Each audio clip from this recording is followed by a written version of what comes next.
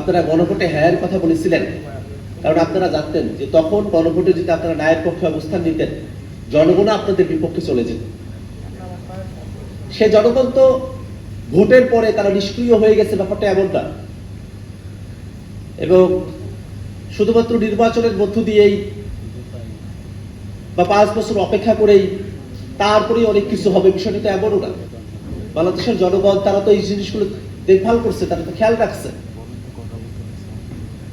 এবং তারা সকলে প্রত্যাশা করছে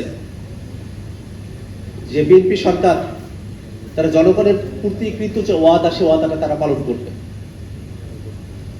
আমরা যেহেতু আজকে সারাটা দিন আলোচনা করব,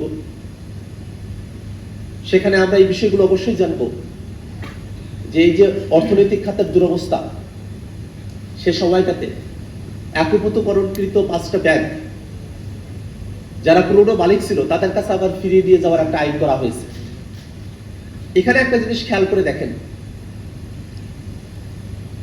ব্যাংক রেজুলেশন অধ্যাদেশটা যখন তারা নিয়ে এসেছে, তখন 18 ধারায় তারা একটা সংশোধনী নিয়ে এসে সেটাকে পাশ করেছে।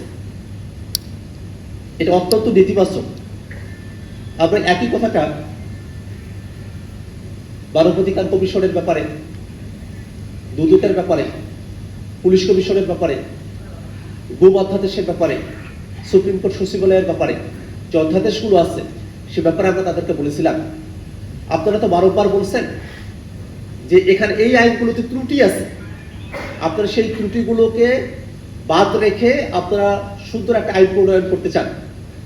আপনারা তো সুপ্রিম কোর্ট সচিবালয়ের জন্য, বিচারপতিতে নিয়োগের জন্য, বা মানবাধিকার কমিশন, দুদক বা গুম, এই বিষয়ে যে অধ্যাদেশগুলো আছে, সেখানে যদি কোনো একটা বিশেষ ধারায় যদি আপনাদের কোনো সংশোধনী প্রয়োজন বলে মনে করতেন, তাহলে সেই ধারায় সংশোধনী নিয়ে এসে আপনারা সেটাকে পাশ করতে পারতেন। সেই সুযোগ তো আপনাদের হাতে ছিল, কিন্তু আপনারা সেটা করেননি।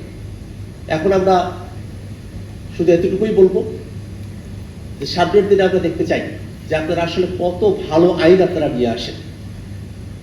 আমরা সেটা দেখার অপেক্ষায় থাকবো। সেটা শুধু আমরা না, বাংলাদেশের আপামর জনতা সেটা দেখার অপেক্ষায় আছে।